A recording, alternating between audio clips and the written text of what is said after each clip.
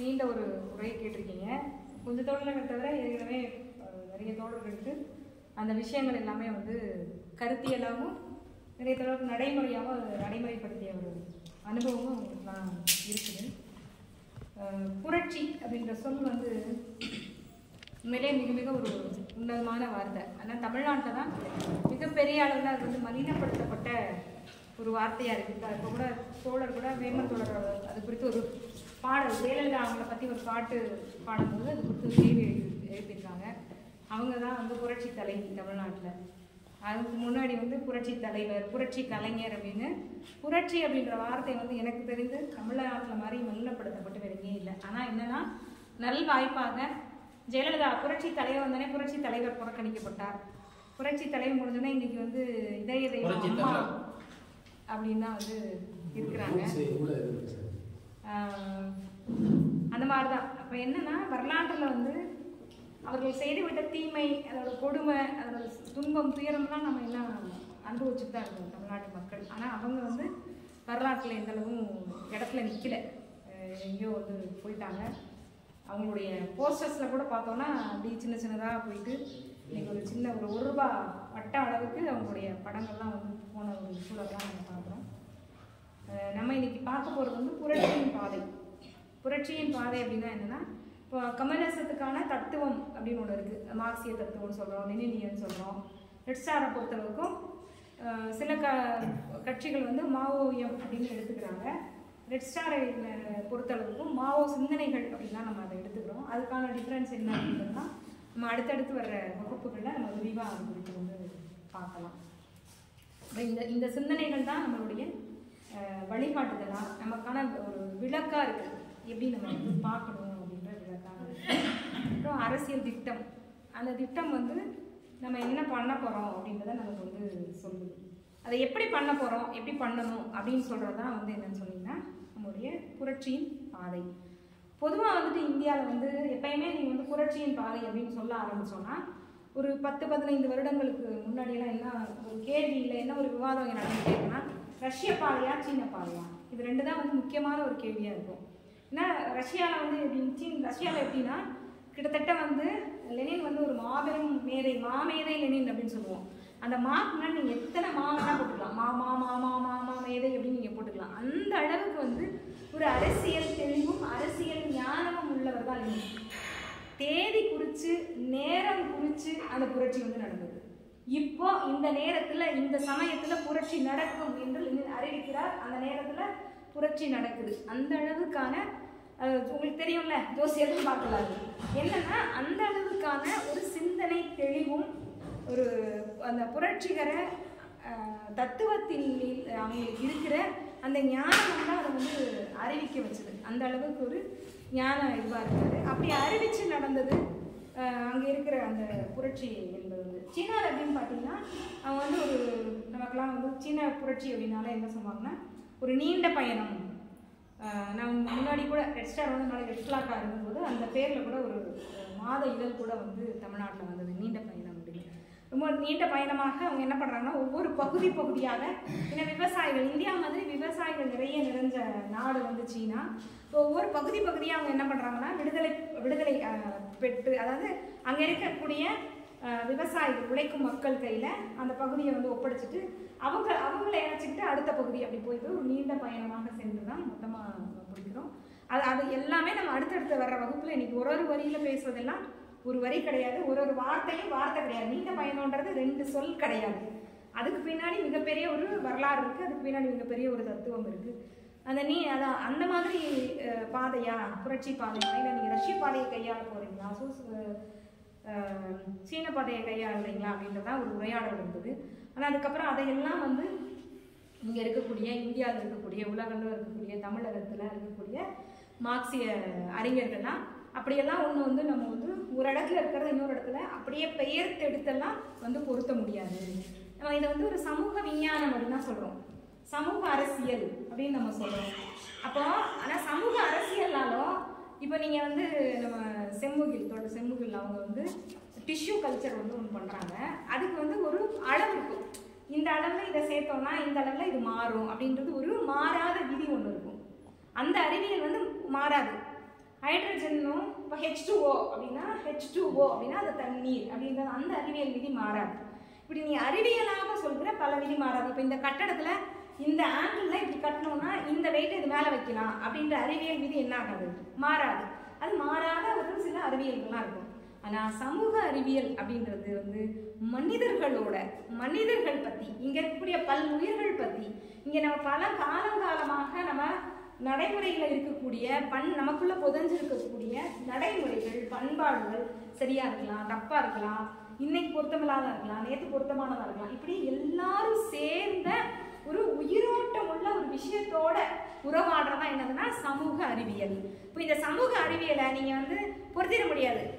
இப்போ கோத்தகிரியில் நம்ம எடுத்துக்கிட்டாலும் இலை பச்சையமும் சூரியனும் சேர்ந்து, இலையில இருக்க பச்சையமும் சூரியனும் சேர்ந்து தான் என்ன செய்யும், உணவு தயாரிக்கும். வறண்டு போன ஒரு பாலைவனத்தில் நீங்கள் எடுத்துக்கிட்டாலும் அங்கேயும் அப்படிதான், இலையில இருக்க அந்த பச்சையமும் சூரிய ஒளியும் சேர்ந்து தான் நமக்கு வந்து உணவை தயாரிக்க உதவும். அப்படின்றது நீங்கள் எங்கே போனாலும் வந்து மாறாது, அது அப்படிதான். ஆனால் ஒரு கடும் கோடையில் இருக்கிறவருடைய வாழ்க்கை முறையும் கோத்தகிரியில் இருக்கிறவருடைய வாழ்க்கை முறையும் என்னன்னா வேற வேறையாக இருக்கும். அப்போ நீங்கள் அங்கே ஒரு திட்டத்தை செயல்படுத்திட்டு அதே திட்டத்தை எங்கே செயல்படுத்த முடியாது, கோத்தகிரியில் நீங்கள் வந்து செயல்படுத்த முடியாது. கோத்தகிரியில் நீங்கள் முடிஞ்சாலும் 6 மணிக்குள்ள என்ன செஞ்சிடணும், 7 மணிக்குள்ள கூட்டத்தை போட்டு முடிச்சிடணும். இல்லைன்னா கோத்தகிரியில் இருக்க மக்கள் வரமாட்டாங்க, வர முடியாது. அவங்களுக்கு மேலே பனி, அதுக்கு மேலே அவங்க மலையெல்லாம் ஏறி வந்து போகணும். ஆனால் இதே நீங்கள் வந்து ரொம்ப கடும் பாலைவனத்தில் போனீங்கன்னா 8 மணிக்கு மேலே தான் நீங்கள் என்னவே செய்ய முடியும். அப்போ தான் குறைஞ்ச மாதிரி இந்த வெயில் குறைஞ்சிருக்கும். இது மாதிரியெல்லாம் வந்து நாங்கள் கூடுதலாக வந்து நம்ம சொல்ல தேவையில்லை. அப்போ என்ன நம்ம என்ன தெரிஞ்சுக்கிறோம் அப்படின்னா, இது ஒரு சமூக அறிவியலாக இருந்தாலும் மார்க்சியம் என்ற தத்துவத்தினுடைய வழிகாட்டி இப்படி வச்சுக்கோம். அதாவது மார்க்சியம்ன்றது ஒரு சூரிய ஒளி, அந்தந்த நிலவியல் தட்ப வெப்பக்கு இலக்கு ஏற்றவாறு தான் அங்கே இருக்க செடிகள் கொடிகள் இதெல்லாமே வளரும். அப்போ அதுக்கு ஏற்ற மாதிரி தான் மனித மனங்களும் இங்கே நம்ம நீண்ட காலமாக கடைபிடித்து வந்த பல்வேறு விஷயங்களை கூடி தான் இங்கே நம்ம மக்களை வந்து அணியப்படுத்த முடியும். ஒரு நவீன கல்வியோட வேலை பார்க்குற ஒரு தொழிலாளியோட மனநிலை வேறையாக இருக்கும். விவசாயத்தில் வேலை செய்கிற விவசாய நாட்டில் வேலை செய்கிற ஒரு மனிதரோட மனநிலை வேறையாக தான் இருக்கும். அப்போ மனித மனங்களோட வேலை செய்கிற ஒரு சமூக அறிவியலாக இருக்கிறதுனால நம்ம அப்படியே என்ன செய்ய முடியாதுன்னா பெயர் எடுத்துட்டு ஒன்று நடைமுறைப்படுத்தவே முடியாது. அப்போ குறிப்பான சூழல் இந்தியாவில் நமக்கு குறிப்பாக காலையிலேருந்து நம்மளும் பல காலமாக ஒரு 20 ஆண்டுகளுக்கு முன்னாடி 30 ஆண்டுகளுக்கு முன்னாடி சுய விமர்சனமாக அனைத்து கம்யூனிஸ்ட் கட்சிகளும் பார்த்துட்ட விஷயம் என்னன்னா, சாதியத்தை நம்ம பெருமையாக பார்க்க தவறிட்டோம். சாதியம் என்பது வந்து இங்கே இந்தியா என்பது வந்து ஒரு சாதிய வர்க்க சமூகம். சாதியத்தை நம்ம பார்க்க தவறிட்டோம். ஒரு வர்க்க போராட்டம் நடந்து வர்க்க விடுதலை கிடைச்சிட்டாலே சாதியம் விழுந்துடும் தப்பா நினைச்சிட்டோம் அப்படின்னு நம்ம என்ன செய்யறோம், இந்தியா என்ற ஒரு குறிப்பான ஒரு சூழலுக்கு மாறும். அந்த மார்க்சிய தத்துவத்தை வைத்துக்கொண்டு இங்க நம்ம என்ன பண்றோம், நமக்கான திட்டம் இங்க என்னவாக இருக்குது, வெறுமனே ஒரு வர்க்க விடுதலை மட்டும் இல்ல, ஒரு முதலாளித்துவ வர்க்கத்தை எதிர்த்து இங்க இருக்கக்கூடிய பாட்டாளி வர்க்கத்தின் கீழே விவசாய வர்க்கத்தையும் பிற குட்டி முதலாளி வர்க்கத்தையும், குட்டி முதலாளி வர்க்கம் மாணவர்கள் இளைஞர்கள் அப்படின்னு நீங்க வச்சுக்கோங்க. நமக்கு இப்போதைக்கு ஒரு தற்செயல் புரிதல் அவங்கெல்லாம் இணைச்சிட்டு ஒரு புரட்சியை நடத்திடலாம் அப்படின்னா, இங்க ஒரு தொழிலாளி அம்பேத்கர் சொன்ன மாதிரி ஒரு தொழிலாளி தொழிலா மட்டுமே அவங்க தெரிஞ்சு இல்லை, ஆலைக்குள்ள வேலை பார்க்குற வரைக்கும் அவங்க எல்லாம் ஒரே யூனிட்டா இருக்கிறாங்க, ஒரு யூனிட்ல வேலை பார்க்குறாங்க. இறங்கி அந்த ஆலையோட வாசல் கதவை திறந்து அவன் தெருக்குள்ள போனவனே அவன் வேற சமூக ரீதியா அவனுக்கு வேற மதிப்பு இருக்கு, சமூக ரீதியா இவருக்கு வேற மதிப்பு இருக்கு, வெவ்வேறு மதிப்பு உள்ளவங்களா அவங்க வந்து வராங்க, அவங்களோட உறவே வந்து இல்லாம போகுது அப்படின்னு நமக்கு வந்து. அப்ப இந்த பொருண்மையான சூழல்ல இப்ப நமக்கு இந்திய சமூகத்தை ஆராய்ஞ்சு ஆய்வு செஞ்சு ஒரு திட்டத்தை எல்லா கம்யூனிஸ்ட் கட்சிகளும் அவர்களுக்கான ஒரு திட்டத்தை இதன் அடிப்படையில் வகுத்து வச்சிருக்காங்க. அதே மாதிரி ரெட் ஸ்டார் கட்சியும் புரட்சியின் பாதை அப்படின்றதுல ஒரு திட்டத்தை வச்சிருக்கு. அப்ப நம்ம முதல்ல நம்ம என்ன தெரிஞ்சுக்கணும், புரட்சியின் பாதைனா நம்ம முன்னாடியே சொன்ன மாதிரி இப்ப இந்திய சமூகம் என்னவாக இருக்குது, இந்திய சமூகத்துல யார் வந்து அதிக எண்ணிக்கையில இருக்கிறாங்க, விவசாயிகள் அதிக எண்ணி இருக்காங்களா, நவீன பாட்டாளி வர்க்கம் எவ்வளவு தூரம் இங்க வந்து இருக்குது. நவீன பாட்டாளி வர்க்கம் அப்படின்னா என்ன சொன்னா என்னன்னா, நவீன தொழில்நுட்ப முறைகளை கையாண்டு தன்னுடைய வேலைகளை செய்யறவங்க. நான் சொல்றது எல்லாமே நான் திரும்பியே சொல்றேன். இன்னைக்கு நான் சும்மா ஒரு வார்த்தையில உங்களுக்கு புரியறதுக்காக ஒரு சின்ன விளக்கம் சொல்றேன். நம்ம அடுத்தடுத்த வர வகுப்புகள்ல நவீன பாட்டாளி வர்க்கம்னா என்ன, பாட்டாளி வர்க்கம்னா என்ன, தொழிலாளினா என்ன, அரசியல்படுத்தப்பட்ட பாட்டாளினா யாரு அப்படின்றதெல்லாம் நம்ம விரிவாக வந்து பின்னாடி நம்ம பார்க்கலாம். அதுக்குள்ளே போனோம்னா ஒன்னொன்றுக்குமே இன்னைக்கு நமக்கு ஒரு அரை மணி நேரம் வரையும். இப்போ அவங்களெல்லாம் நம்ம வந்து கூட்டாக இணைத்து கொண்டு நவீன இதுதான் இந்த புரட்சியின் பாதையினுடைய அடிப்படையான விஷயம் என்ன, சாரம் அப்படின்னு சொல்லுவோம்ல, எல்லாத்தோட புழிஞ்சு வச்சுட்டு அதோட சாரம் என்ன, இந்த ஒட்டுமொத்த புரட்சியின் பாதையோட சாரம் என்னன்னு சொல்லி பார்த்தீங்கன்னா, நவீன பாட்டாளி வர்க்கத்தினுடைய தலைமையில் இங்கு இருக்கக்கூடிய கூலி விவசாயிகள், குட்டி முதலாளித்துவ வர்க்கம் ஊசலாட்டம் இல்லாம புரட்சி நேரத்துல நம்மளோடு தோளோடு தோள் நின்று இணைந்து செயல்படக்கூடிய தேசிய முதலாளிகள், அவர்கள் அனைவரையும் நினைச்சுக்கொண்டு இப்ப நம்ம பொதுவாகவே தொழிலாளிகள், விவசாயிகள், மீனவர்கள், இப்படி மாணவர்கள், இளைஞர்கள் சொன்னோம்னா நம்மளால ரொம்ப எளிதா வந்து ஒருத்தவங்களை அப்படியே எக்ஸ்க்ளூட் பண்ணிடுவோம். மிகப்பெரிய இந்த சமூகத்தினுடைய ஒரு சரிபாதினம் பெண்கள். விவசாயி அப்படின்னு சொன்னோடனே கண்ணை மூடி எல்லாத்தையும் யோசிச்சு பார்த்தா ஒரு பச்சை துண்டை தலையில கட்டினா இல்ல பச்சை துண்டை போட்ட ஒரு ஆண் மட்டும் தான் வந்து கண்ணுக்கு வருவார். தொழிலாளி அப்படின்னு எடுத்துக்கிட்டாலே, பாட்டாளி எடுத்துக்கிட்டாலே உங்களால வந்து ஒரு ஆண் முகத்தை தான் உங்களால என்ன செய்ய முடியும், கற்பனை பண்ண முடியும். மாணவர், இளைஞர் அப்படின்னா, இளைஞர் அப்படின்னா இளைஞர் போராட இளைஞருக்கு ஒரு எடுத்துக்காட்டு சொல்லுங்கன்னா பகத்சிங், உத்தம் சிங், ராஜ்குரு அப்படின்னு உங்களுக்கு எல்லாரும் யார் தான் வருவாங்க, ஆண்கள் தான் ஞாபகத்துக்கு வருவாங்க. ஆனா இதுல எல்லாத்தையும் யாரையும் இன்க்ளூட் பண்ணிக்கணும், பெண்களை தான் சேர்த்துக்கணும். இன்ன வரைக்கும் வந்து விவசாயம்ன்ற ஒரு பதத்துக்குள்ள யாரையும் இணைக்கப்படவே இல்லை, பெண்கள் அப்படின்ற பதம் இணைக்கப்படவே இல்லை. மீனவர்கள் அப்படின்ற ஒரு இதுக்குள்ள யாரும் இல்லை, பெண்களே இல்லை. என்ன சொல்றாங்கன்னா, இந்த மீன் தடைபிடி காலம்னு ஒன்று இருக்கும். இப்போ மீனவர்களுக்கு வந்து அரசு வந்து மானியம் கொடுக்கும், சப்சிடி பணம் கொடுப்பாங்க. அதுக்குள்ள மீனவ பெண்கள் இது வரைக்கும் வரவே இல்லை. அதுக்கான கோரிக்கைக்காக நம்ம நீண்ட நெடுங்காலமாக போராடிட்டு இருக்கோம். இவங்கள் எல்லாத்தையும் ஒருங்கிணைந்து கொண்டு தற்போது நிலவுகின்ற இந்த முதலாளித்துவ அரசை தூக்கி எறிந்துவிட்டு, ஏன்னா இப்ப இருக்க முதலாளித்துவ அரசு வந்து ஒரு மெய்யான ஜனநாயக அரசு இல்லை. ஜனநாயகம் சொல்ற பேர்வையில முதலாளிகளுக்கு சார்பாக செயல்பட்டு கொண்ட ஒரு அரசு. அதை தூக்கி எரிஞ்சிட்டு நாம வந்து மக்களுக்கான ஒரு உண்மையான மெய்யான ஒரு ஜனநாயக அரசை ஏற்படுத்துவதற்கான ஒரு திட்டத்தை தான் அந்த புரட்சியின் பாதை சொல்லுது.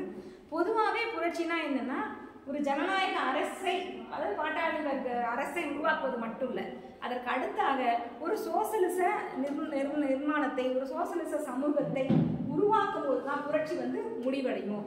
ஆனா நம்மளுடைய இந்த புரட்சியின் பாதையில நமக்கு இப்போதைக்கு தேவையான அதுதான் வந்து வெட்சாவுடைய திட்டம். அதாவது நம்ம புரட்சியின் வெட்சா எதை சொல்லுதுன்னு சொல்லி பார்த்தோம்னா, இப்ப இருக்கக்கூடிய இந்த முதலாளித்துவ அரசை தூக்கி எறிந்து விட்டு மக்களுக்கான ஒரு அரசை உருவாக்கி அதற்கு பின் தொடர்ச்சியாக ஒரு சோசலிச சமூகத்தை கட்டுவதுதான்.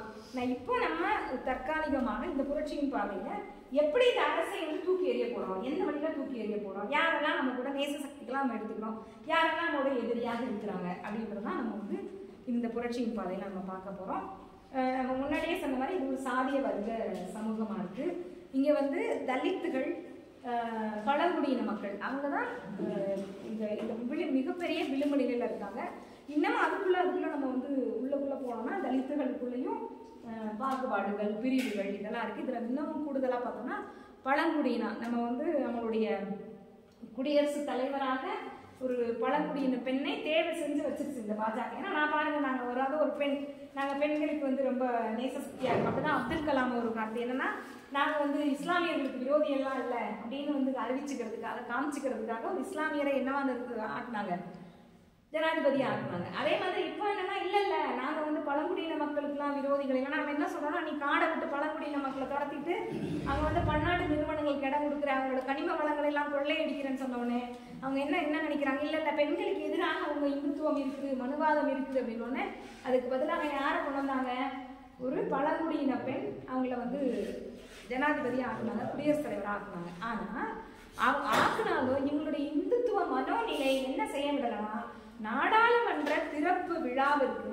இந்த நாட்டினுடைய நாடாளுமன்றத்தினுடைய மூத்த உறுப்பினர், அதாவது அவங்கதான் முதல் உறுப்பினர், அவங்கள வந்து கூட என்ன செய்யல, கூப்பிடல. ஏன்னா அவங்க கணவனை இழந்தவர், அவர் ஒரு பழங்குடியின பெண் என்ற காரணத்தினால அவங்களை கூப்பிடலாம். அவங்கள வந்து ஒரு அடையாளமாக ஆக்குனா கூட இன்ன வரைக்கும் அவங்களோட மனநிலை என்னவாக தான் இருக்குதுன்னு பார்த்தீங்கன்னா, அதை பழைய இந்துத்துவ மனோநிலை தான் இருக்கு. அப்ப இந்த இந்துத்துவ மனோநிலை கொண்ட இப்போ நேரடியாக இந்துத்துவ மனநிலையை பாசிசமாக யார் வெளிப்படுத்துறாங்க, பாஜக வெளிப்படுத்துது. ஆனா இதுக்கு நம்மகிட்ட ரெண்டு ஆட்சியில் தான் நம்ம இருந்திருக்கோம். ஒன்று காங்கிரஸ் ஆட்சி, அடுத்தது பாஜக ஆட்சி, 2 ஆட்சிகளை நம்ம இருந்திருக்கோம். அப்போ அதுக்கு முன்னாடி இந்த காங்கிரஸா இருக்கட்டும், பாஜக இருக்கட்டும், காங்கிரஸுமே என்னதான் இஸ்லாமியர்களுக்கு நண்பர்கள்லாம் கிடையாது. இவங்க அளவுக்கு ரொம்ப வேகமாக ரொம்ப மூர்க்கத்தனமாக நடந்துக்கலையே ஒழிய, பாசிசமாக நடந்துக்கலையே ஒழிய, அவர்களும் வந்து ஒரு இந்துத்துவ தான். அப்போ நம்ம இங்க இருக்கக்கூடிய இந்த அரசை மாத்திட்டு மக்களுக்கான ஒரு அரசை நம்ம உருவாக்கணும்னா, ஏற்கனவே நம்ம பார்த்த மாதிரி யாரெல்லாம் நம்ம அதாவது இந்த ரெட்சா கம்யூனிஸ்ட் கட்சி யாரெல்லாம் வந்து தன்னுடைய அணியாக திரட்டணும்னா, பாட்டாளி வர்க்கத்தை தலைமையாக கொண்ட ஒரு அணியை வந்து உருவாக்கணும். இப்போ பாட்டாளி வர்க்கத்தை தலைமையாக இருக்கணும்னா தொழிலாளிகளை அரசியல் படுத்தணும். தொழிலாளிகளுக்கு முதலாளித்துவம்னா என்ன, ஜனநாயகம்னா என்ன, உண்மையிலேயே வந்துட்டு மனோகரத்தோட பேசும்போது கூட சொன்னாங்க, அவங்களோட விரோதி தான் யாரு, முதலாளி. ஆனா இங்க இருக்கக்கூடிய பல்வேறு, நீங்க தமிழ்நாடு எடுத்து பார்த்துட்டீங்கன்னா தோமுசால தான், திமுகவுடைய தொழிற்சங்கம் தோமுசா, அது ஆட்சியில இருக்கிறதுனால வேகமா எங்கெல்லாம் தோமுசா இருக்கோ தொழிலாளர்கள்லாம் எதுல போய் உறுப்பினராக இருப்பாங்க, தோமுசாலே ஒரு உறுப்பினர் அட்டையை போட்டுக்குவாங்க. இந்த பக்கம் சிஐடியிலே போட்டுக்குவாங்க, இல்லை ஏஎஸ்டிலே ஒரு உறுப்பினர் அட்டையை போட்டுக்குவாங்க. ஏன்னா இங்க இருக்கக்கூடிய மனோநிலை, மக்களோட மனநிலையை என்னவா வச்சிருக்காங்க, என்ன பண்ணி வச்சிருக்காங்கன்னு சொல்லி பார்த்தீங்கன்னா, நமக்கு சாதகம், நமக்கு பலம் இல்லைன்னு நம்ம வேலையை விட்டு நீக்கிடுவாங்க, நம்மளை வந்து வெளியே அனுப்பிச்சிடுவாங்க, ஆளுங்கட்சியோட நம்ம வந்து தன்னை வந்து அடையாளப்படுத்தி காட்டிக்கணும், அப்பதான் இருக்க முடியும் அப்படின்னு ஒரு மனநிலையை வந்து உருவாக்கி வச்சிருக்காங்க. என்னதான் இப்போ வந்து பண்ணை அடிமை முறை அப்படின்றது இல்லை அப்படின்னாலும் இவங்கெல்லாம் என்னவாக இருக்கிறாங்கன்னு மார்க்சியம் நமக்கு சொல்லுகிறான், கூலி அடிமையாக இருக்கிறார்கள். இவருக்கு இங்க இருக்கக்கூடிய நம்ம எல்லாருமே ஒரு நாள் வந்து ஏதோ ஒரு இடத்துல 5 நாள் தொழிற்சாலை முன்னாடிலாம் வந்து தொழிற்சாலை ஒரு போராட்டம் நடக்கும். ஒரு கட்டத்துக்கு மேலே வந்து அங்கே இருக்கக்கூடிய முதலாளி என்ன செய்வான், இதுக்கு மேலே வந்து உற்பத்தி பாதிக்கப்பட்டுரும், நமக்கும் மிகப்பெரிய அளவில் நஷ்டம் ஏற்படும், அதனால பேச்சுவார்த்தை நடத்தி குறைந்தபட்சம் இந்த பக்கம் கொஞ்சம் விட்டு கொடுக்குறது, அந்த பக்கம் கொஞ்சம், எப்பயுமே அப்படிதானே, ஒரு பேச்சுவார்த்தை நடக்கும்போது அது தொழிற்சங்கத்துக்கும் தெரியும், ஒரு மேக்ஸிமம் டிமாண்டை வச்சுக்கிட்டே போவாங்க, இந்த மினிமம் டிமாண்டோட நம்ம வந்து ஒத்துக்கலாம் அப்படின்ற மாதிரிலாம் முன்னாடி வருவாங்க, இந்த இடத்துல நடக்கும். ஆனால் இப்பெல்லாம் பார்த்தீங்கன்னா சொல்லாமல் கொள்ளாமல், ஒரு நாள் கூட சொல்லாமல் முதல் நாள் இரவே முடிவு பண்ணி அந்த ஆலை என்ன செஞ்சுறாங்க மூடிட்டு. ஏன்னா காலையில் நம்ம பேசுன மாதிரி ஆலை என்பது ஒரு இடத்துல மட்டும் இல்லை, அவங்களுக்கு இந்த உலகம் முழுவதும் நோக்கி இருக்க ஆலை இருக்குது. இந்த உலகம் முழுவதும் இமர்ஷன் கம்பெனிக்கு வந்து அவங்களுக்கு வந்து கம்பெனிஸ் இருக்குது. இந்த உலகம் முழுவதும் எங்கே போனாலும் அவங்களுக்கான ஆலைகள் இருக்கிறதால ஒரு இடத்துல 3 நாள் இன்னொரு இடத்துல அவங்களுக்கு என்ன செய்யல, உற்பத்தி என்பது பாதிக்கப்படவே இல்லை. அவங்க அப்போ ஆலை மூடலை குறித்து இன்னைக்கு அவங்க கவலைப்படவே இல்லை. ஆனால் நம்ம சர்வதேச கீதம் சொல்கிற மாதிரி பட்டினி கொடுஞ்சிறைக்குள் நம்மளை தள்ளுறாங்க. இதுதான் நம்ம என்ன அடிமைத்தனத்தில் இருக்கோம், பட்டினி அடிமைத்தனத்தில் இருக்கோம். பட்டினியாக நம்மளால படக்க முடியாது. அன்னைக்கு அவன் வந்து நம்மளை நேரடியாக அடிமைப்படுத்தி வச்சிருந்தான். இப்போ கூலி அடிமை முறையாக நம்மளை பட்டினிக்குள்ள தள்ளுகிற ஒரு அடிமைத்தனத்துல இங்க இருக்கக்கூடிய முதலாளிகள் நடந்திருக்கிறாங்க. இப்போ இந்த தொழிலாளிகளை நாம வந்து தொழிற்சங்கத்தை கட்டி அவங்களை அரசியல்படுத்தி, நீதான்ப்பா இந்த முதலாளித்துவ சமூகத்தை மாற்றுவதற்கான முன்னணியான ஆளு, நீதான் தலைமை, உன் தலைமையின் கீழே தான் இவங்களெல்லாம் அணிதிரட்டி நீ போய் தான் இவங்களை வந்து அடிச்சு நொறுக்கில வந்து தூக்கி எறிஞ்சிட்டு உனக்கான ஒரு அரசை நீ வந்து உருவாக்கணும்னு சொல்ல போறோம். அவங்களோட உறுதுணையாக நிற்க போறவங்களாம் யாருன்னு சொல்லி பார்த்தோம்னா, நம்ம முன்னாடியே பார்த்த மாதிரி கூலி விவசாயிகள், இளைஞர்கள், பெண்கள், மாணவர்கள், சிறுபான்மையினர். இது ரொம்ப ரொம்ப முக்கியமானது. நம்முடைய புரட்சியின் பாதையில் அதுக்கான ஒரு தனியான ஒரு இதுவே நம்ம வந்து வச்சுருக்கோம். சிறுபான்மையின மக்கள் ஒரு இந்துத்துவ பாசிசம் நடந்து கொண்டிருக்கும் பொழுது அதுக்கு முன்னாடியும் சரி, சிறுபான்மையின மக்கள் மிக குறிப்பாக நம்ம வந்து இங்கே ரொம்ப தாக்குதல் யார் மேலே நடத்தப்படுதுன்னு பார்த்தீங்கன்னா கிறிஸ்துவர் மேலே இருக்குது. ஆனால் நேரடியாக ஏரோடத்துல அரசியல் பெற்ற ஒரு வர்க்கமாக, ஒரு அரசியல் அணியாக திருந்திருப்பது யாருன்னு பார்த்தீங்கன்னா இஸ்லாமியர் தான். ஏன்னா அதுக்கு நமக்கு நீண்ட வரலாறு இருக்குது.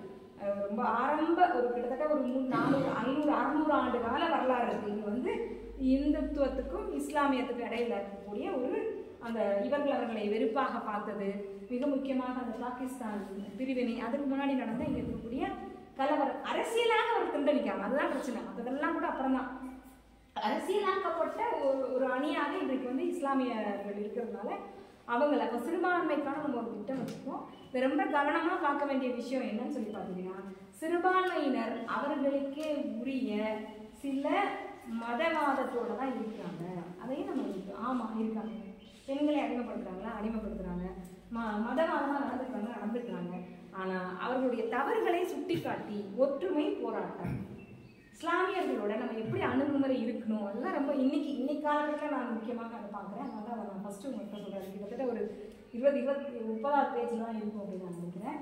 அவர்களோட நம்ம எப்படி நடந்துக்கணும், ஒரு சிறுபான்மை கட்சியினோட இப்போ ரொம்ப ரொம்ப ரொம்ப எக்ஸாம்பிளாக இருக்குது. எஸ்டிபிஐன்னு ஒரு இஸ்லாமிய கட்சி இருக்குது. அது இந்த தேர்தலில் யாரோட போய் நின்றுச்சு, அதிமுகவோட நின்றுச்சு. நம்ம அவங்களாம் கேட்டோம், நீ இப்போ அதிமுகவோட நிற்கிற, அது பாஜகலாம் வந்துருச்சு அதனால அதிமுகன்றிருக்கலாம், ஆனால் என்ன உத்தரவாதம் இருக்குது, அதுக்கு ஒரு வேளை கொஞ்சம் சீட்டு வெற்றி அடைந்தால் ஓடி போய் வந்து பாஜக போக மாட்டாங்கிறதுக்கு என்ன உத்தரவாதம் இருக்குது அப்படிலாம் நம்ம வந்து அவங்ககிட்ட வந்து உரையாடணும். அது தேர்தலோடு அது வந்து அவங்களுக்கு நமக்குமான அது தேர்தலோடு முடிஞ்சிருச்சு. இன்னைக்கு காலத்தில் நம்ம என்னவா பார்க்கணும், அந்த எஸ்டிபிஐ கட்சியை கூட நம்ம என்னவா பார்க்கணும், நம்மளோட நேச அந்நியாவை தான் பார்க்கணும். அதனால நம்ம அந்த ரெட் ஸ்டார் கட்சி என்ன சொல்லுதுன்னா, இஸ்லாமியர்களுடைய அவர்கள் பெண் அடிமைத்தனத்தை நம்ம சுட்டி காட்டணும், அவங்களோட அதுக்காக போராடணும், அவங்களோட மதவாத கருத்துக்களை எதிர்த்து போராடணும். போராடி கொண்டிருக்க அதே நேரத்தில் அவர்களுடன் ஒற்றுமையாக நின்று கொண்டு தான் இந்த பாசிச பாஜகவை வீழ்த்த முடியும். பாஜகன்னு இல்லை, தேர்தல் நேரத்திலே பேசி பேசி அனைவராக வந்து இங்கே இருக்கக்கூடிய இந்த முதலாளித்துவ அரசை, ஏனென்றால் ஒரு மிகப்பெரிய அரசியல் ஆற்றலாக, இந்த நாட்டினுடைய மிகப்பெரிய ஆற்றலாக, இந்த நாட்டினுடைய குடிமக்களாக, குடியுமே இல்லை அப்படின்னு சொல்லிட்டு இருக்க ஒரு சூழலில் அவர்களையும் ஒன்றிணைச்சு தான் நம்ம என்ன செய்ய முடியும்னா இந்த அரசை வந்து வீழ்த்தணும். அதனால் அவர்களும் நம்மளுடைய நேச சக்தியாக தான் நம்ம எடுத்துக்கணும். இன்னைக்கு நடந்து கொண்டிருக்கிற இந்த சிஏ எதிரான ஒரு போராட்டத்தில் நம்ம முன்னாடி அவங்களோட அந்த போராட்ட காலத்தில் இன்னும் இனி எதிர்வரும் காலங்களிலும் அவர்கள் மீது தொடுக்கப்படுற அனைத்து தாக்குதலுக்கும் நம்ம வந்து அவங்களோட நேச சக்தியாக நின்று இஸ்லாமிய மக்களை நம்மளுடைய கம்யூனிஸ்ட் கட்சிக்குள்ள நேரடியாக கொண்டு வரதுக்கு முயற்சி பண்ணலாம். நம்ம ஒரு சிறுபான்மை அமைப்பு பிரிவை எப்படி வந்து நம்ம வந்து ஒரு வெகுஜன பிரிவு வச்சிருக்கிற மாதிரி இப்படி ஒரு பிரிவை கூட நம்ம வந்து உருவாக்கி கூட அவர்களை நம்மளோட இணைச்சிட்டு நம்ம வந்து போராடலாம். சரி, இப்போ புரட்சியின் பாதையில் இன்னும் நம்ம முக்கியமாக பார்க்க வேண்டியது என்ன அப்படின்னு சொல்லி பார்த்தீங்கன்னா, இங்கே பல்வேறு கம்யூனிஸ்ட் கட்சிகள் இருக்குது. அதற்கும் நான் ரெட் ஸ்டாருடைய அரசியல் திட்டத்துக்கும் என்னென்ன வேறுபாடுகள் இருக்குது, என்ன நம்ம வந்து குறிப்பான விஷயமா நம்ம பார்த்துருக்கணும்னு ஜெனரல் செக்ரட்டரி ஜேம்ஸ் வந்து நமக்கு வந்து விளக்குனாங்க. அதில் முக்கியமாக நம்ம என்ன பார்க்கணும், இந்திய வரலாற்றில் எங்கெல்லாம் வந்து கம்யூனிஸ்ட் கட்சிகள் என்ன மாதிரிலாம் நம்ம தோற்று போயிருக்கோம் அப்படின்னு சொல்லி பார்த்தீங்கன்னா, வலது சந்தர்ப்பவாதம் அது நமக்கு தெரியும். இப்போ வந்து சிபிஎம் வலது சந்தர்ப்பவாதிகளாக ரெட் ஸ்டார் கட்சி வந்து வரையறுக்குது. அதுக்கப்புறம் மற்ற கம்யூனிஸ்ட் கட்சிகள் அதை இந்த கோட்பாட்டு வரட்டுவாதிகளாக இருக்கிறாங்க, டாக்மெட்டிக்காக இருக்காங்க, நடைமுறையில் அவங்க வந்து அதாவது தத்துவம் அரசியல் எல்லாம் வந்து நல்லா புரிஞ்சுக்கிறாங்க. சிபிஎம் போல வலது சந்தர்ப்பவாதமாக போகல, ஆனால் என்னவாக இருக்காங்க, கோட்பாடு வரட்டுவாதிகள் அதை அப்படியே வந்து பொறுத்துறது. அன்னைக்கு அதை சொன்னார் இப்படி சொன்னார்ல அப்படின்னு சொல்லிட்டு அதை அப்படியே வந்து பொறுத்துறது அப்படின்ற, அதாவது நாடாளுமன்றமும் இளம்பருவ கோளாறு அப்படின்னு ஒன்று சொல்லியிருக்காங்க.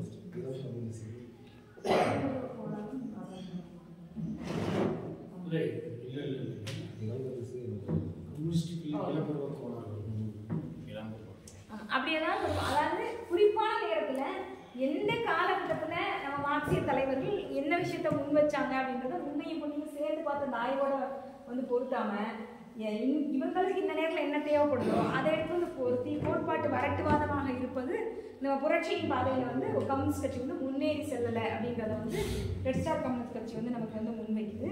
அதே மாதிரி வந்து பார்த்திங்கன்னா இடது திரிபுவாதம், இப்போ வந்து மாவோயிஸ்டுகள் அதுக்கு ஒரு முக்கியமான உதாரணமாக நம்ம யாரை பார்க்கலாம்னா, அதாவது ஆயுத புரட்சியின் மூலமாக இன்னைக்கு வந்து ஒரு கிராமத்தில் போயிட்டு இப்போ நம்ம சத்தீஸ்கரில் மற்ற இடங்கள்லாம் நம்ம பார்த்தோம் இல்லைங்களா, ஒரு ஆயுத புரட்சியின் மூலமாக வந்து அந்த இடத்த வந்து தனக்கான இடமா மாற்றிட்டு இப்படி ஒவ்வொரு இடத்தையும் ஆயுத புரட்சியின் மூலமாக கொஞ்சம் இடமா நம்ம வந்து தளப்பகுதி அப்படின்னு நம்ம சொல்கிறாங்க, கொஞ்சம் கொஞ்சமாக எடுத்துக்கிட்டு அதுக்கப்புறம் வந்து நகர் மையத்துக்கு வந்து அந்த கிராம மக்களை வச்சு விடுவிக்கிறது அப்படின்றது அது வந்து ஒரு மிகப்பெரிய ஒரு சாகசவாதம் அல்லது இடது திரிபுவாதமாக இருக்குது.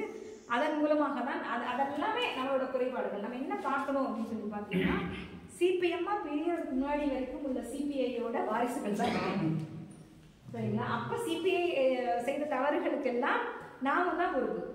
ஏன்னா அது வரைக்கும் நம்மளுடைய முன்னோர்கள் நம்ம வந்து கம்யூனிஸ்டுகளோட வரலாறு அந்த வரலாறுல தான் நம்ம எடுத்துக்கிறோம். நான் கம்யூனிஸ்ட், நான் தெளிவானால நான் நல்லா சாதிச்சேன் அப்படின்னா நீங்களும் நானும் போராடணும். நமக்கு முன்னாடி போராட அந்த முன்னோர்களோட வாரிசுலாம் நம்ம எடுத்துக்கிறோம். அப்போ அது செய்த தவறுகளுக்கும் நாம தான் என்ன செய்யணும், பொறுப்பெடுத்துக்கணும்.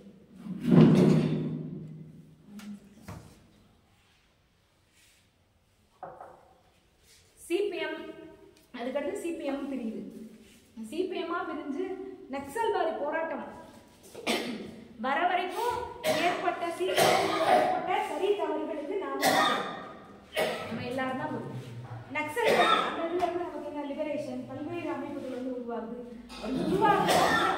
லிபரேஷன் முன்னாடி தான் தோழர்கள் இருந்தாங்க. இன்னைக்கு லிபரேஷன் மேல மாற்று கருத்து இருக்குன்னா லிபரேஷன் செய்து தவறுகளாம லிபரேஷன்ல இருந்த அன்றைக்கு இருந்த தோழர்கள் தான் அதுக்கு நம்ம தெரிஞ்சுக்க வேண்டியது என்னன்னா, ஒட்டுமொத்தமாக அன்றைக்கு ஒன்றுபட்ட கம்யூனிஸ்ட் கட்சியாக சிபிஐ செய்த தவறுகளாக இருக்கட்டும், நக்சல்பாரி புரட்சி வர்றதுக்கு முன்னாடி சிபிஎம் செய்த தவறுகளாக இருக்கட்டும், அது அத்தனைக்கும் நம்ம என்னவா ஒரு இந்திய கம்யூனிஸ்டாக நம்ம அந்த அனைவரும் அப்போ நம்ம எதெல்லாம் வலது சந்தேகவாதியா நம்ம இருக்கக்கூடாது, இடது திரிவுவாதத்துக்குள்ள போகக்கூடாது.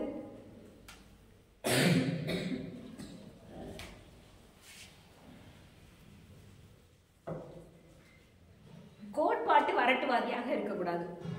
இந்தியா ஒரு நம்ம கோட்பாட்டு வரட்டுவாதியாக சில பேர் இருக்கிறதுனால என்ன சிக்கல் வருதுன்னு சொல்லி பார்த்தீங்கன்னா, இப்போ பாஜக வந்து நம்ம வந்து 3வது முறையாக வீழ்த்தியே ஆகணுன்ற ஒரு நெருக்கடி கட்டாயம். இல்லைன்னா ஒண்ணுமே செஞ்சாது. இந்தியாவில் ஒட்டுமொத்த இந்தியாவும் வந்து நிலை போயிடும், எல்லா மக்களுடைய வாழ்வாதாரமும் பறிக்கப்படும்ன்ற ஒரு சூழல். இப்போ இந்த சூழல்ல காங்கிரஸ் யாரு? அது ஒரு முதலாளித்துவ சார்பு கட்சி தான், முதலாளித்துவ கட்சி தான்.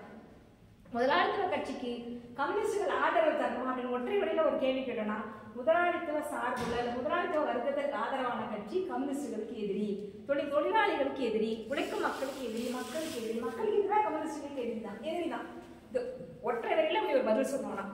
ஆனா குறிப்பான சூழ்நிலை என்ன வந்திருக்கு, அந்த பாசிசத்தை வீழ்த்தியே ஆகணும். அப்ப அதற்கு மாற்றாக எந்த கம்யூனிஸ்டுகளும் வரவே இல்லை. ஏன் வளரல? நம்ம வலது சந்தர்ப்பவாதத்துல தோற்கடிக்கப்பட்டிருக்கோம், இடது பிரிவுவாதால பின்னடைவுக்கு போயிருக்கோம், கோட்பாட்டு வரட்டுவாதால நடைமுறையில முன்னேறி மேலேறி செல்லவே இல்லை. அப்ப மாற்றாக இன்னைக்கு இருந்த ஒரே வாய்ப்பாக இருந்ததுன்னா பாஜகவை வீழ்த்தக்கூடிய ஒரு ஆற்றலுக்கு நம்ம வந்து வாக்களிக்கிறத தவிர வேற வழியே இல்லை. அப்ப இந்த குறிப்பான இப்போ வந்து நம்ம கோட்பாட்டு வரட்டுவாதியா இருந்துட்டு இல்ல பாஜகவுக்காக நம்ம பாஜகவை தோற்கடிச்சோம்னா யாரு வருவாங்க? காங்கிரஸ் தான் வருவாங்க. காங்கிரஸ் நம்ம ஓட்டு போடுறோம்னு சொன்னோமோ சொல்றோம், யாரு வருவாங்க நமக்கு என்ன தெரியும்? காங்கிரஸ் தான் வருவாங்க. அப்ப காங்கிரஸ் மட்டும் என்ன கட்சி? அது மட்டும் ஒரு முதலாளித்துவ கட்சி இல்லையா? அது மட்டும் தொழிலாளர்களை ஒடுக்காதா? அது மட்டும் பெண்களை ஒடுக்கலையா? இதுக்கு முன்னாடி வந்து அவங்க நல்லாட்சி செஞ்சாங்களா? 1990க்கு அப்புறம் வந்து உலகமயமாக்கலை இங்க வந்து முழுசா புதிய பொருளாதார கொள்கையை அமல்படுத்தி இந்தியாவிலேயே புரட்டி போட்ட ஒரு செயலை காங்கிரஸ் கட்சி செய்யலையா அப்படின்னா நம்ம கேள்வி கேட்டுட்டு இருந்தோம்னா என்னன்னா கோட்பாட்டு வரட்டுவாதியா நின்று இப்பவும் என்ன பண்ணிருப்பாங்க? இன்னும் பாஜக இன்னும் மெஜாரிட்டியா வந்து ரொம்ப சீக்கிரமா நமக்கு வேலை செய்கிற இந்த சின்னதாக வேலை செய்கிற இப்படியான ஒரு அரங்க கூட்டங்களை கூட ஒரு வகுப்புகளை கூட நம்ம வந்து எடுத்திருக்க முடியாத ஒரு சூழல் உருவாயிருக்கும். அப்போ மிக சரியான குறிப்பான நேரங்களில் குறிப்பான விஷயங்களை நம்ம எடுத்துக்கொள்வது என்பதால் புரட்சியின் பாதை நம்ம முன்னேறி செல்வதற்கு துணையாக இருக்கும் அப்படின்றத நம்முடைய புரட்சியின் பாதை வந்து ரொம்ப தெளிவாக வந்து வழிகாட்டுது. அதே மாதிரி உலகம் முழுவதும் இன்னைக்கு ஒரு பாசிச சூழல் மிக முக்கியமா எல்லாமே இந்தியா மட்டும் கிடையாது. நீங்க இந்த உலகத்துல பல்வேறு அது பிரான்ஸு அமெரிக்கா எல்லாமே வந்து ஒரு பாசிச சூழலுக்குள்ள இன்னைக்கு வந்து சூழ்ந்துட்டு இருக்க ஒரு இடம் இருக்கு. நான் எப்பயுமே நம்ம வந்து ஒரு விஷயம் என்ன பார்க்கணும் அப்படின்னா, மிக ஒரு பெரிய அளவில் மக்கள் மேலே ஒரு தாக்குதல் நடக்குது, அவங்களுடைய வாழ்வாதாரம் பறிக்கப்படுது, அவங்களோட கழுத்து மென்னி வந்து முறிக்கப்படுதுன்னா கட்டாயமாக அதுக்கு எதிராக மக்கள் வந்து கொதிச்சு எழுவாங்க. அப்போ உலகம் முழுவதும் ஒரு பக்கம் பாசிச சூழலில் விழுந்துட்டு நம்ம பார்த்துட்டு இருக்கோம். அதே நேரத்தில் தான் அதற்கு எதிரான மக்கள் போராட்டங்களும் இங்கே வந்து கிளர்ந்தெழுது. நம்ம பார்த்தோம் அமெரிக்காவில் பிளாக் லைவ்ஸ் மேட்டர் BLM அது வந்து என்ன செஞ்சுச்சு, ட்ரம்பை அப்படி தூக்கி வந்து ஏன்னா அது ரொம்ப ஆதரவு பெற்றுதான் அவர் இருந்தார் ட்ரம்ப். ஆனால் அந்த பிளாக் லைவ்ஸ் மேட்டர் அந்த ஒரு தெரியும் எல்லாருக்கும், ஒரு கருப்பினர் வந்து போலீஸ்காரால பூட்ஸ்காலால கழுத்துல மிதிச்சு மூச்சு திணறி இறந்து போறாரு. அது பெரிய போராட்டமாக வெடிக்குது. இது மாதிரி ஒரு மனிதருக்காக வெடிக்கின்ற ஒரு பிளாக் லைவ் மேட்டரா இருக்கட்டும், இல்லை நம்ம எல்லா இடத்துலையும் நம்ம பார்த்தோம்னா இன்னைக்கு கூட பாருங்க பாலஸ்தீனத்தில் நடக்கிற அந்த இஸ்ரேல் நடத்துகிற அந்த தாக்குதலுக்கு அமெரிக்கா தருகிற அந்த ஆதரவை எதிர்த்து உலகம் எங்கும் சென்னையில கூட IITல தங்க பதக்கம் வாங்கின அந்த முதல் மாணவர் வந்து பாலஸ்தீனுக்கு ஆதரவா பேசுறாரு. உலகம் எங்கும் அதற்கான குரல் வந்து எழுதிக்கிட்டே இருக்கு. வங்கதேசத்துலையும் பார்க்குறோம். இதுல மிகப்பெரிய இன்னைக்கு கூட மாணவர்கள் உச்ச நீதிமன்ற நீதிபதியை மாத்தியே ஆகணும்னு இந்த நீதிமன்றத்தை சூழ்ந்துட்டு இருக்கிறாங்க. அப்போ ஒரு பக்கம் பார்த்தோம்னா எப்படி ஒரு பாசிச அபாயம் உலகம் முழுவதும் சூழ்ந்துட்டு வந்திருக்கோ அதை எதிர்க்கின்ற போராட்டங்கள் என்பது வந்து உலகம் எங்கும் வளர்ந்து கொண்டே வந்து கொண்டுதான் இருக்கிறது. அது ரொம்ப தெளிவா நம்மளுடைய இதில் வந்து சுட்டி காட்டுறாங்க, வளர்ந்து கொண்டுதான் இருக்கிறது. அப்போ நம்மளோட வேலை என்ன? பயந்துக்கிட்டே நம்ம வந்து இப்போ பாசிசம் வந்துருச்சு, என்ன பண்ணுறது, ஐயோ நம்மளால வேலை செய்ய முடியாதா, என்ன பண்ண முடியும், அது பண்ண முடியுமா அப்படின்னு சொல்லி அச்சமற்று இருக்க வேண்டிய அவசியம் இல்லை. ஆமாம், பாசிசம் வந்திருக்கு, அது மக்களை கொடுமைப்படுத்துது, நம்ம மேலேயும் மிகப்பெரிய அளவில் பல்வேறு இன்னைக்கு மாற்றப்பட்ட அந்த சட்டங்கள்லாம் பார்த்தீங்கன்னா குற்றவியல் நடைமுறை சட்டம்லாம் ரொம்ப கொடூரமானதாக மாறிக்கொண்டு தான் இருக்கிறது. ஆனாலும் அதை எதிர்க்கின்ற மக்கள் இருந்துட்டு தான் இருக்காங்க. கம்யூனிஸ்ட் தலைமையில் இன்னைக்கு போராடுறாங்கன்னா கூட நம்ம சொல்ல முடியாது. அதெல்லாம் அப்படியான ஒரு தலைமை கூட இல்லை, அப்படியான வழிகாட்டுதல் கூட இன்னைக்கு இல்லை. இன்னைக்கு அப்படியான வழிகாட்டுதல் வங்கதேசத்துலேயோ இல்லை, ரெண்டு இடத்தையும் நம்ம ஒப்பிட்டு கூட பார்க்கலாம். இலங்கையில் வந்து பார்த்தீங்கன்னா கரெக்டாக அந்த ராஜபக்சேவோட ஜனாதிபதி மாளிகைக்குள்ளே போய் அடிச்சு நொறுக்கிற மாதிரி தான் இங்கேயும் என்ன பண்ணாங்க, ஷேக் ஹசீனாவோட இதுக்குள்ளே போய் அடிச்சு நொறுக்குறாங்க. ரெண்டு இடத்துலையுமே அது எவ்வளோ பெரிய விஷயம். அதுக்கு முன்னாடி வரைக்கும் அந்த பாதையில் போகிறது கூட பயந்து போவாங்க. அவ்வளோ ஈஸியான மனதளவிலே பயம் வந்துடும். போகும்போது ஐயோ இது வந்து குடியரசுத் தலைவரோட இருக்கிற இடம், இப்படி போக விடுறாங்கன்னு அதை பயப்படுவோம். ஆனால் அதே மக்கள் உள்ள உடச்சிருந்து போவாங்க. இப்போ நாம் மிக சரியான ஒரு கட்சியை வந்து உருவாக்கி மிக சரியான வழிகாட்டுதலை கம்யூனிஸ்ட் கட்சி கொடுத்துருந்தாங்கன்னா இன்னைக்கு இலங்கையாக இருக்கட்டும், வங்கதேசமாக இருக்கட்டும், அதில் வந்து மிகப்பெரிய ஒரு